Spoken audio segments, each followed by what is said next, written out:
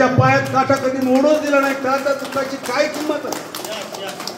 आणि ह्या तत्वानुसार सरांसाठी मी त्रिवार वंदन करून नमन करून खूप खूप माझ्यातर्फे मी त्यांना शब्द नाही, त्यांच्यासाठी बोलण्यासाठी माझे शब्द कमी पडतात. खूप काही बोला वाटतं. अहो काय मी आता जर मी असा कधी कधी विचार करतो की सरावर एखादं पुस्तकच लिहावं का काय.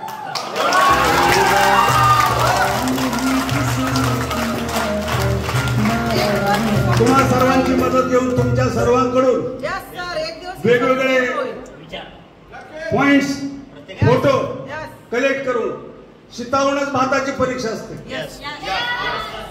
कधी कधी मला या ठिकाणी बसल्यानंतर इतकं असं व्हेरेबल व्हायचं की सर सोडा सर आता बाद झालं.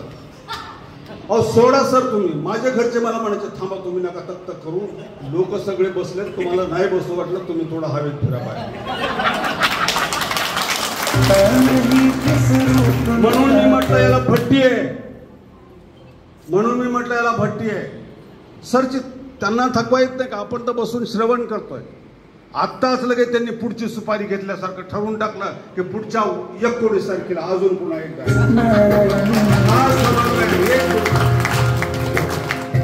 काय खरंच विचार करा, काय होय कुठं झाल्या भेटी यांच्या, कोणी जोडलं यांच्या परिवाराला, त्यांनी आमच्यासाठी कसं योगदान देण्याचा प्रयत्न केला. अरे काय आमच्या नशिबात आम्ही बत्तर असू, जर यांची साथ जर सोडली आपण तर याच्या इथे करंटे कपाळाचे आपण दुसरे कोणी नसू.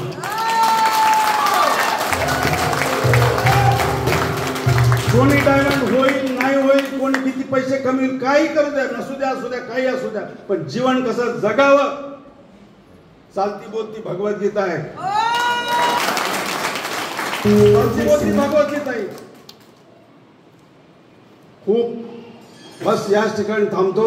सरांसाठी परत त्या काय नाव त्याचं मनोज भैयासाठी फ्रीडम द्या. मनोज भैया तुम्ही इथं गुरमळू नका. तुम्ही मनाला सध्या बिलकुल कंट्रोल करायचा प्रयत्न करू नका. तुम्हाला जसं शक्य आहे जसं वाटतंय तसं तुम्ही करत चाल. पण जेव्हा कधी तुम्हाला पश्चाताप होईल तेव्हा तुम्ही शोधत या कोण कुठं आहे आणि कोण कुठं काय करतोय हे तुम्ही पाहू शकता. हा लक्षात तुम्हाला आज मोकळीक द्यावा अशी मी सरांना विनंती करतो.